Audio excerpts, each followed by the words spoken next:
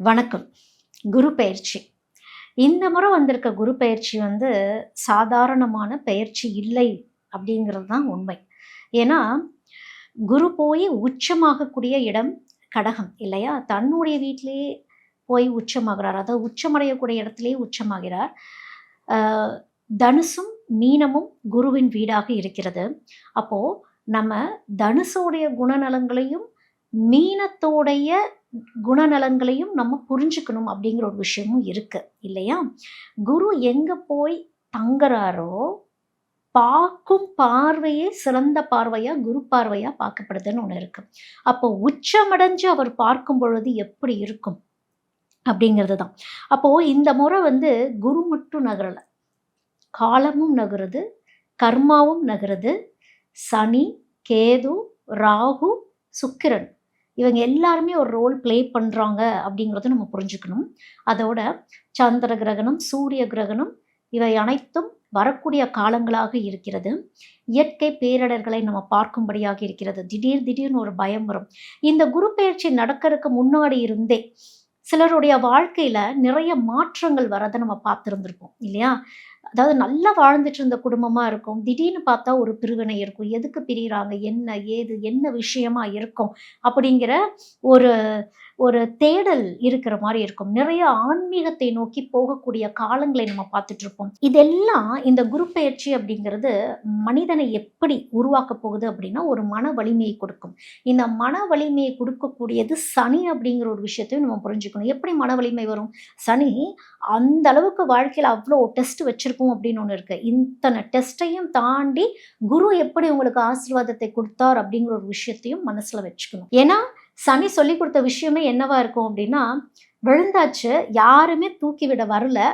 நீங்க எழுந்தீங்களா? இல்லையா? அப்படிங்கிற ஒரு விஷயம் தான். இல்ல எழுந்திருக்க தெரியுமா? அப்படிங்கிறத சனி ஒரு பாடத்த கண்டிப்பா கற்பிச்சு குடுத்திருப்பாரு. இப்ப குரு வருவார். கை மட்டும் தான் குடுப்பார்.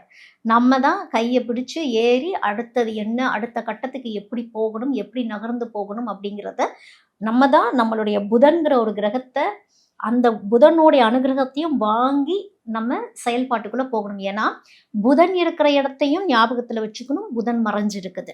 புதன் மறைஞ்சிருக்கும் பொழுது, மறைந்திருக்க புதன் என்ன வேணாலும் செய்ய முடியும். மறைந்திருக்கிற புதன் நிறைய சர்ப்ரைசஸ் குடுப்பாங்க. அப்ப மறைஞ்சிருக்க டேலண்ட்ஸ் வரும். அதாவது நிறைய பேத்துக்கு செல்ஃப் கான்ஃபிடன்ஸ் அப்படிங்கிற ஒரு விஷயம் இல்ல. மத்தவங்களையே பிலீவ் பண்ணிட்டு இருக்கிற ஒரு விஷயங்கள்லாம் இருக்கும். இதையெல்லாம் தாண்டி எப்படி இந்த குரு பெயர்ச்சி உங்க வாழ்க்கையில வெற்றிய காட்டப்போகுது அப்படிங்கிற ஒரு விஷயத்த இனிமேல் வரக்கூடிய 12 ராசிகளை பற்றி இப்ப நம்ம பார்ப்போம். மகர ராசி.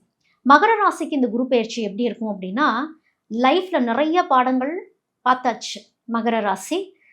அதாவது வாழ்க்கையில யாரெல்லாம் நம்பக்கூடாதோ, நம்பி ஏமாந்து வாழ்க்கையில யாரெல்லாம் முக்கியமோ அவர்களை இழந்து தன்னிச்சையாக நின்று திரும்பி பார்க்கும் பொழுது, விழுந்தால் நானே தான் எந்திரிக்கணும் அப்படிங்கிற ஒரு விஷயத்தையும் மகரம் இப்ப புரிஞ்சு, உங்களுக்கு தொழில் அமையக்கூடிய ஒரு அமைப்பும், வருமானம் பெருகக்கூடிய ஒரு அமைப்பும், வாழ்க்கை சுபிக்ஷமாக மாறக்கூடிய ஒரு அமைப்பும் நல்லபடியாகவே போயிட்டுருக்குது.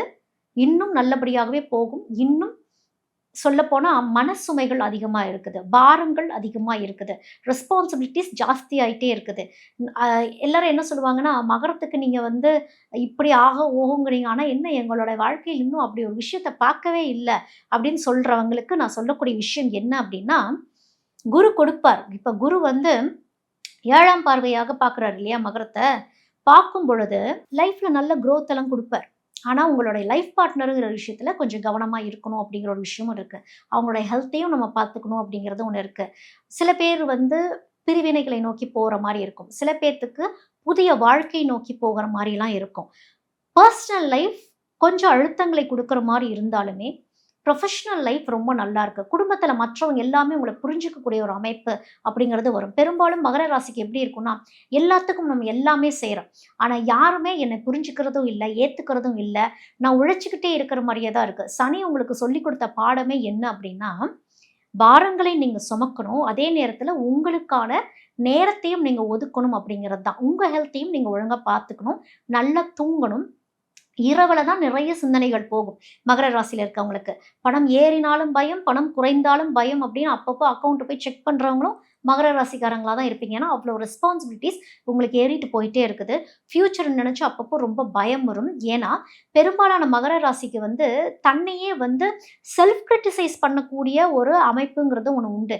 என்னதான் உங்களுக்கு டேலண்ட் இருந்தாலுமே அந்த டேலண்ட்டை உங்களுக்கு வெளிக்காட்ட தெரியாது. சம்டைம்ஸ் வெளிக்காட்டினதுக்கு அப்புறம் தான் மற்றவங்க வந்து பாராட்டினதுக்கு அப்புறம் தான் உங்களுக்கு தெரியும் இப்படி ஒரு டேலண்ட் நம்மளுக்கு இருந்ததா, ஏன் இத்தனை நாள் இது செயல்படல. எப்பவுமே மகரத்துக்கு எல்லா விஷயங்களுமே லேட்டாக தான் நடக்கும். ஆனால் கொடுத்தது சனி அப்படிங்கிற விஷயத்த ஞாபகத்தில் வச்சுக்கணும். இப்போ குரு சனி கொடுத்ததை ஆசீர்வாதம் செய்யறதுக்காக தான் இப்போ வரார் குரு.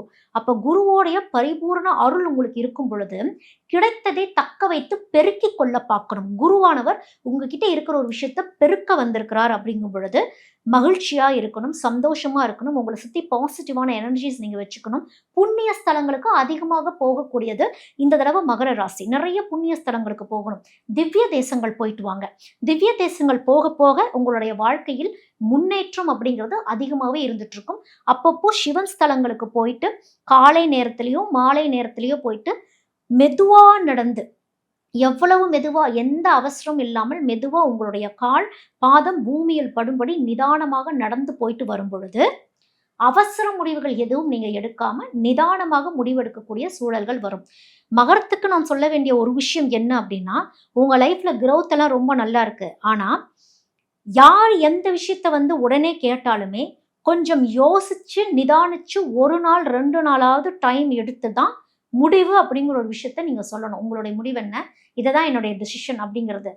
எமோஷனல் டெசிஷன்ஸ் ஆகாது மகரத்துக்கு. இத்தனை நாள் எமோஷனல் டெசிஷன்ஸும் இம்பல்சிவா பிஹேவ் பண்ணதுமே உங்க லைஃப்ல சில டிராபேக்ஸை கொடுத்துருந்துருக்கும். திருப்பி கர்மா ரிப்பீட்ஸுங்கிற மாதிரி அதுக்கு போயிடக்கூடாது. அதனால நிதானமா சிந்திச்சு நீங்க மற்றவங்களுக்கு பதில் சொல்லும் பொழுது உங்களுக்கு வாழ்க்கையில் வெற்றியே. மிகவும் பர்சனல் லைஃப்ல நிறைய மாற்றங்கள் வரக்கூடிய விஷயங்களை நிறைய பேர்த்தோட வாழ்க்கையில நம்ம பார்த்துட்டு இருப்போம். நல்லாதாங்க போயிட்டு இருந்தது, திடீர்னு இப்படி மாறுச்சு. அப்புறம் ஒரு சிலர் சொல்லுவாங்க, என் வாழ்க்கை ரொம்ப சோதனையா போயிட்டு இருந்து திடீர்னு பார்த்தா ஒரு அப்லிஃப்ட், ஒரு அப்கிரேட் இருக்குது. அப்போ இது என்ன குரு மட்டும்தான் செய்கிறாரா அப்படின்னா, ஒவ்வொரு பிளானட்டோடைய ஆக்டிவிட்டீஸும் இதை பண்ணிக்கிட்டு இருக்கு அப்படிங்கிற ஒரு விஷயத்தையும் நம்ம புரிஞ்சுக்கணும். இப்போ சனி அப்படின்னு பார்க்கும் பொழுது, சனி அமர்ந்துக்கக்கூடிய இடத்துல இருந்து பார்க்கும் பொழுது கர்மா ரொம்ப ஹெவி ஆகுது அப்படின்னே சொல்லலாம். இந்த சனி செய்யக்கூடிய விஷயம் என்னவா இருக்கும் அப்படின்னா, என்னென்ன மிஸ்டேக்ஸ்லாம் நம்ம பண்ணியிருப்போம் அப்படின்னு ஒன்று இருக்கு இல்லையா, அதை அதுக்கான தண்டனைகளையும் மாற்றங்களையும் கொடுக்கக்கூடியது தான் சனி செய்யக்கூடியதா இருக்கும். என்னதான் குரு பெயர்ச்சி நடந்தாலுமே குருவோடைய குணத்தையும் நம்ம புரிஞ்சுக்கணும். குரு எப்பவுமே காத்திருப்பார், காத்திருந்து தான் கொடுப்பார். உடனே வாங்க அப்படின்னு கொடுத்துட மாட்டார். குருவை பொறுத்த வரைக்கும் எல்லாத்தையுமே எக்ஸ்பான்ஷன் பண்ணி கொண்டு போகக்கூடியது, அதாவது விரிவுபடுத்தி கொண்டு செல்லக்கூடியது. நீங்க என்ன கர்மாவை சேர்த்து வைத்திருந்தீர்களோ சனி சொல்வதை குரு கவனிப்பார் அப்படின்னு ஒன்று இருக்குது. சனி அவர் வந்து நியாயவான் இல்லையா, அவ்வளோ சீக்கிரம் குருவை இயங்க விட மாட்டார்னே ஒன்று இருக்குது. என்னன்னா குரு காப்பாற்றுவார். எப்படி காப்பாற்றுவார்னா சனியோடைய நியாய தர்மங்களை பார்த்து காப்பாற்றுவார் அப்படிங்கிற ஒரு விஷயம் இருக்குது. இப்போ குரு கொடுக்கும் பொழுது ராகு தூண்டுவார்னு ஒன்று இருக்குது.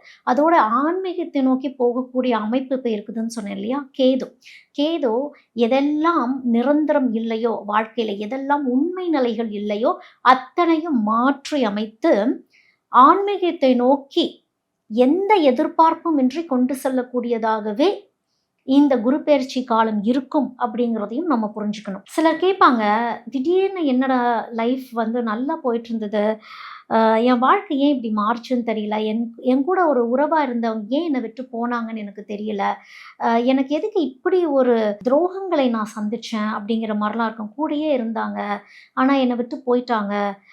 சில பேர்த்துக்கு வந்து உண்மை, மனிதர்களுடைய உண்மை முகத்தை திரை கிழித்து காட்டுற மாதிரிலாம் சுச்சுவேஷன்ஸ் இப்போ பார்த்துட்டு தான் இருக்கோம், இன்னும் பார்ப்போம் அப்படிங்கிறதும் ஒன்று இருக்குது. இந்த காலம் வந்து வாழ்க்கையை நடத்துகிற காலம் கிடையாது, இப்படியே விதியவே மாத்திர காலமாக தான் இன்னும் வரக்கூடிய குருப்பெயர்ச்சி காலங்கள்ல இருந்து நம்ம பார்ப்போம். இப்போ ராகுவை பற்றியும் நம்ம தெரிஞ்சுக்கணும். ராகு அப்படிங்கிறது வெறும் மாயையை மட்டும் தூண்டக்கூடிய விஷயம் கிடையாது. ராகு சொல்லக்கூடிய விஷயத்தையும் நம்ம புரிஞ்சுக்கணும்.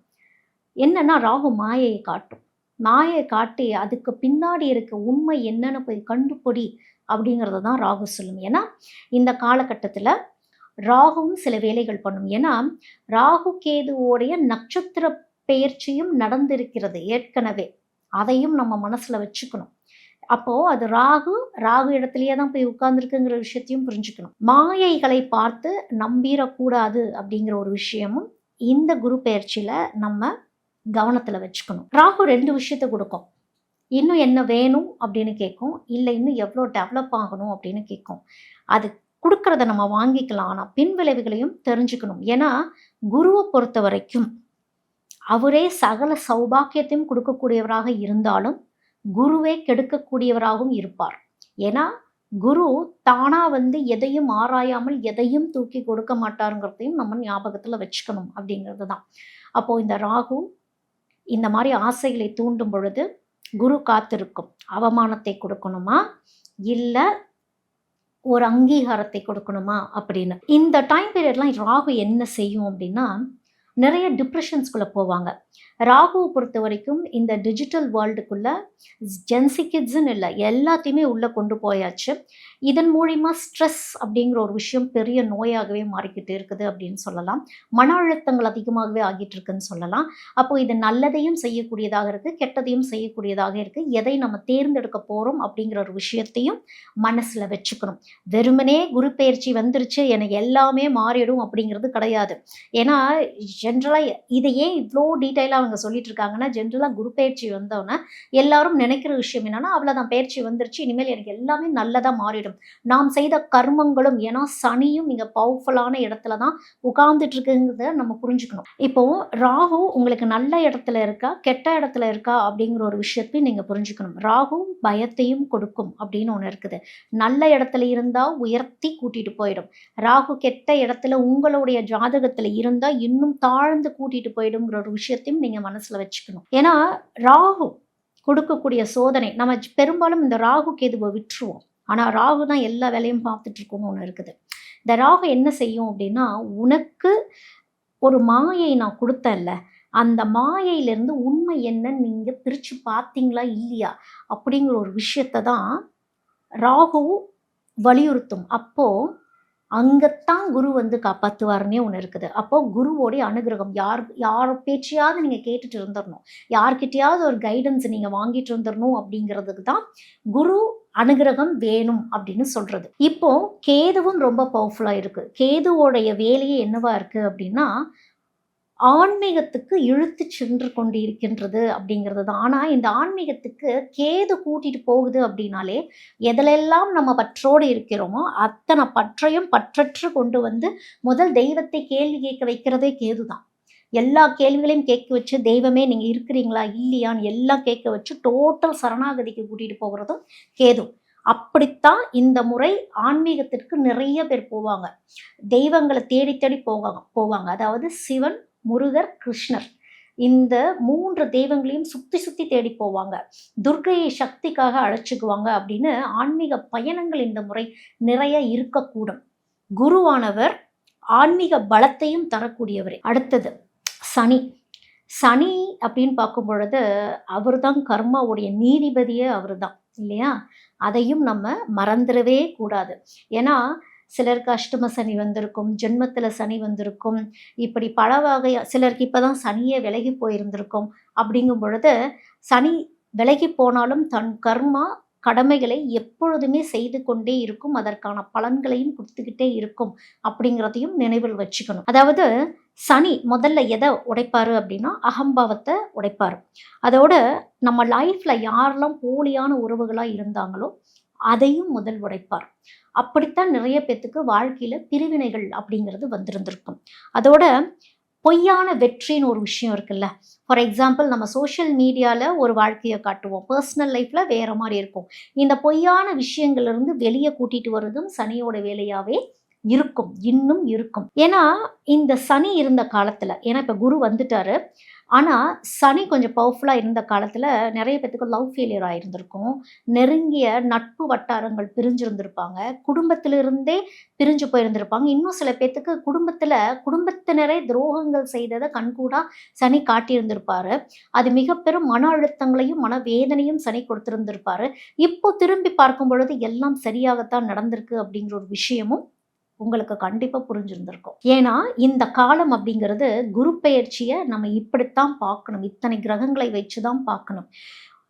எப்படி நம்ம உண்மையை புரிஞ்சுக்கிட்டோம், எப்படி இந்த கிரகங்கள் எல்லாம் சேர்ந்து நமக்கு சில உண்மையான விஷயங்களை, கசப்பான உண்மைகளை எப்படி புரிய வைக்குது, அதோட நம்மளுடைய ஆன்மாவை உணரக்கூடிய தருணமாகவே இந்த காலகட்டம் இருந்துகிட்டு இருக்கு. ஏன்னா இது பராபவ வருடம், அதையும் நம்ம புரிஞ்சுக்கணும். பராபவ வருடம் அப்படிங்கிறது என்னது, டோட்டலா எல்லாத்தையுமே மாற்றி அமைக்கக்கூடியது, திருத்தங்கள் செய்து மாற்றி அமைக்கக்கூடிய வருடத்துல நம்ம இருக்கும் பொழுது இத்தனை விஷயங்களும் நடந்துகிட்டு தான் இருக்கும் அப்படிங்கிறதையும் நம்ம கவனத்துல வச்சுக்கணும்.